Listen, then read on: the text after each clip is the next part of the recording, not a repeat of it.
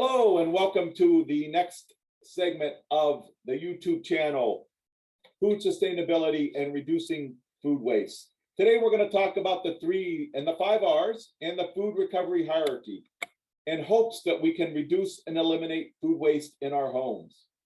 We'll start today with some statistics. The first statistic is from the 2021 report from the UN and the Food Waste Index. And it basically shows that upper middle, lower middle, and high income countries generate similar amount of food waste. And this is a shame because this is waste that could be used in countries of need or communities of need and getting it to the people that need it the most. Also in this study, we find that there's 931 million tons of food waste each year. I'll say it again because it's amazing. 931 million tons of food gets wasted each year. And this study showed that just from produce alone, we generate 8 to 10% of the global carbon emissions, just from produce. Imagine how much carbon emissions are being generated from other food waste that is not produce. So we need to do better. We can do better. Of that 931 million tons, 61% of it comes from households, from people like you and me, our friends, our neighbors, and our homes.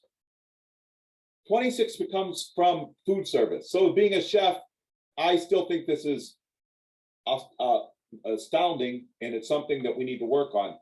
But it does show that the food service industry, the food and beverage industry, does do some things that the average home consumer can do to reduce the amount of food waste and stop spending money on food that they eventually throw away or it ends in the landfill. And then finally, 13% comes from food retail.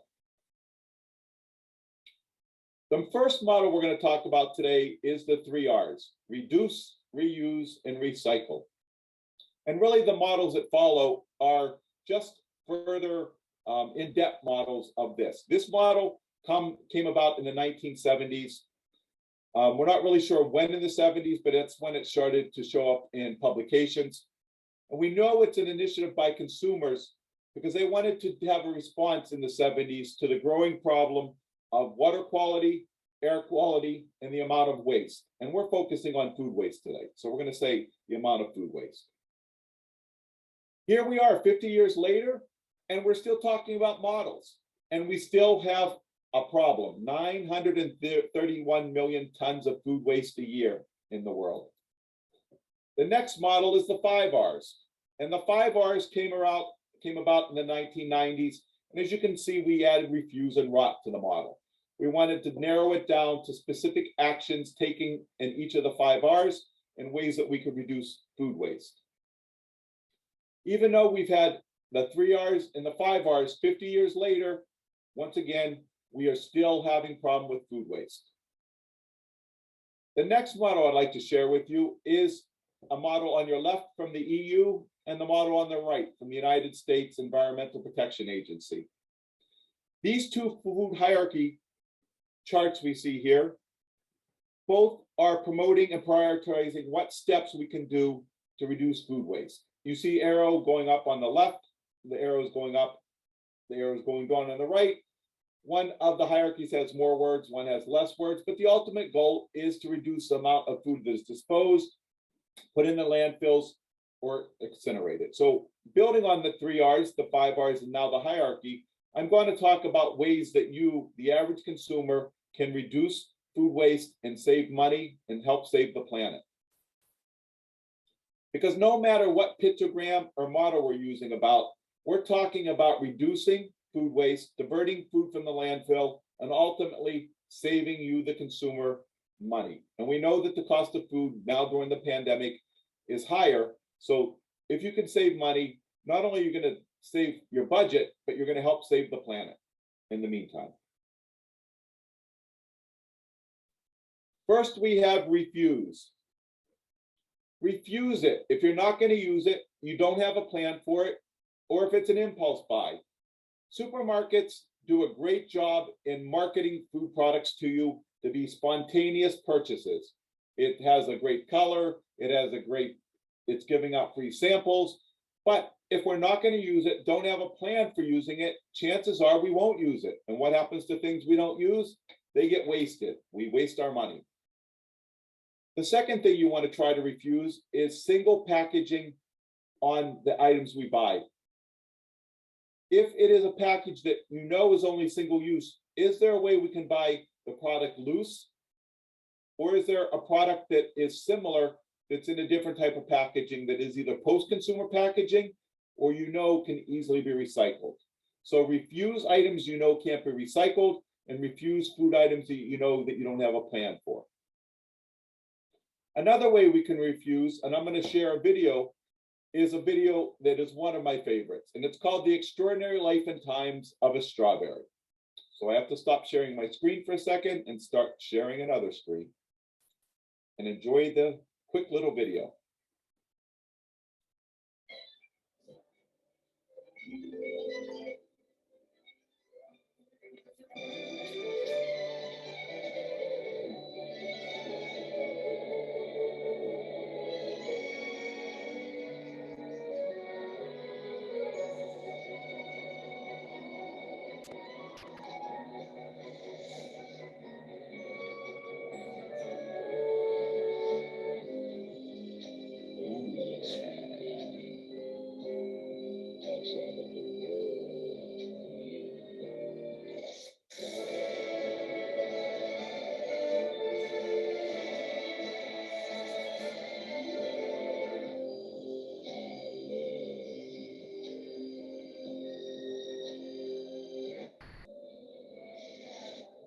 Can we get strawberries? No, honey. Please? Okay.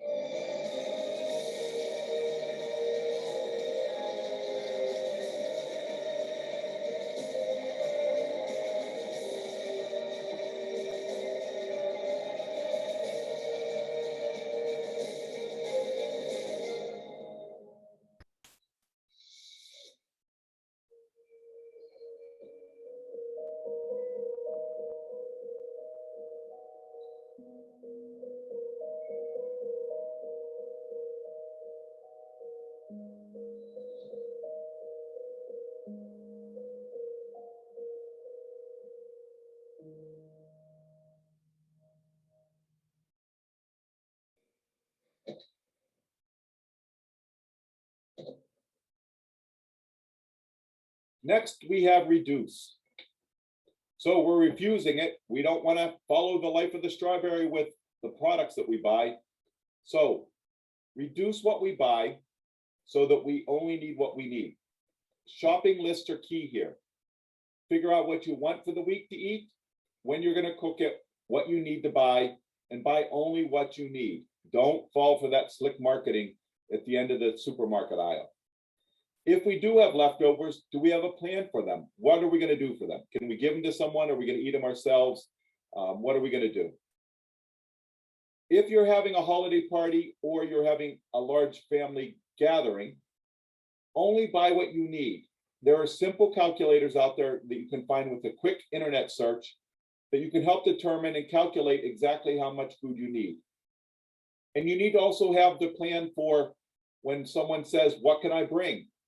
Tell them to bring something specifically that you want to have at the meal, or tell them that you planned this meal out well in advance, that you don't need them to bring anything. But if they have to bring something, maybe they can bring a bottle of wine. Maybe they can donate to a food bank or a food charity instead of bringing food. Because if they bring the food, chances are it's going to be wasted. And then finally, in this category, one of the things I typically find that most consumers do, and I must admit I did it myself at one time, when I went to buy food, say potatoes, for instance, I was buying 5 pounds of potatoes because it's cheaper per pound than buying a pound at a time. But if you're going to end up wasting 2 pounds, 1 pound, you're really not saving money and you're just throwing food away. So buy what you need and don't necessarily go by the cost per pound or the cost of what you're buying. If you're not going to waste it, you're ultimately going to save yourself some money. Reuse, repurpose, and recycle. So reuse. Use your leftovers we just talked about. Share with those in need.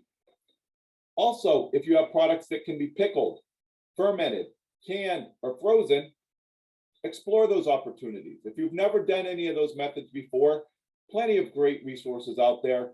You're going to save the product, and you may pick up a hobby that you find that you like pickling and fermenting and canning and freezing products.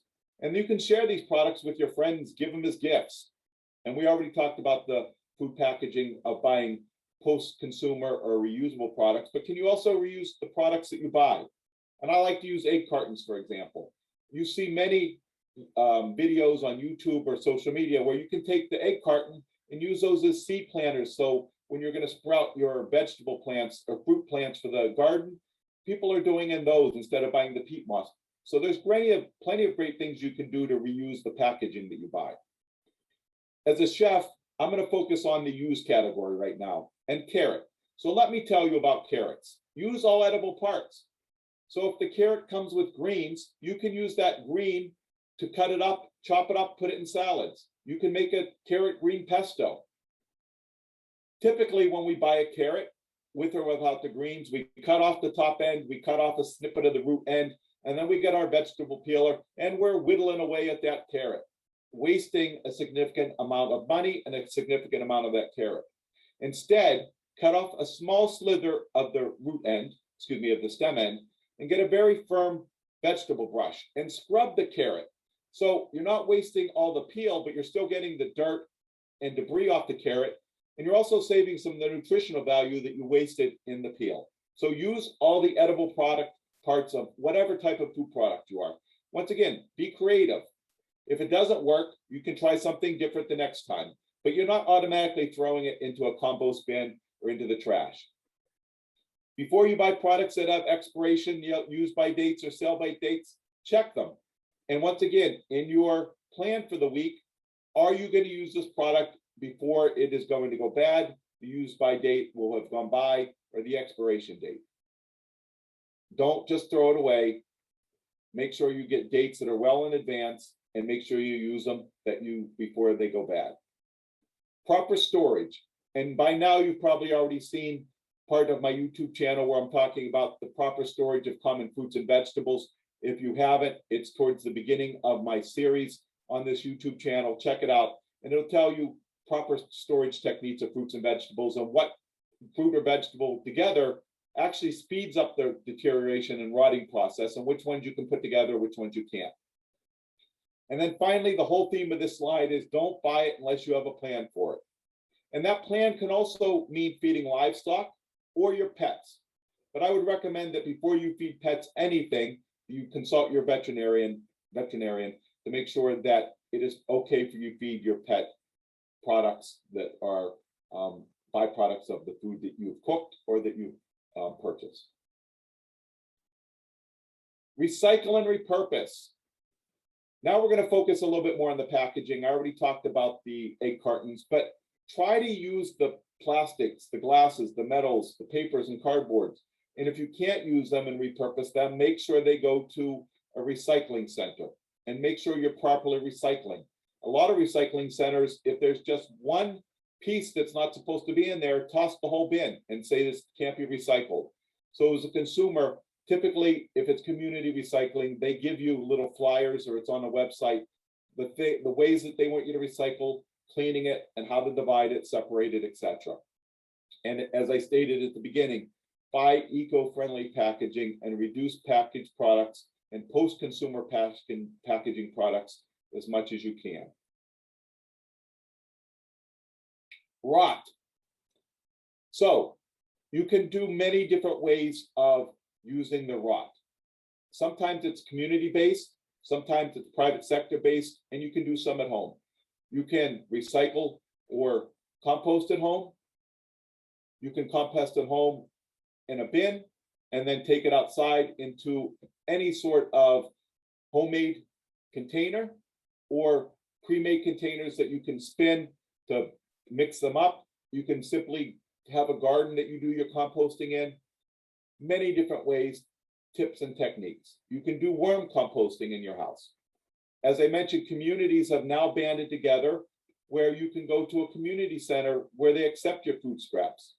And there's also private sector companies that travel around to businesses and even to homes collecting your food scraps. And both the community and the private sector, their ultimate goal is turning that into soil. Whether they sell it to you or you get it for free because you're part of the community, you're now diverting food scraps going into the landfill and helping to reduce that 931 metric tons of food waste.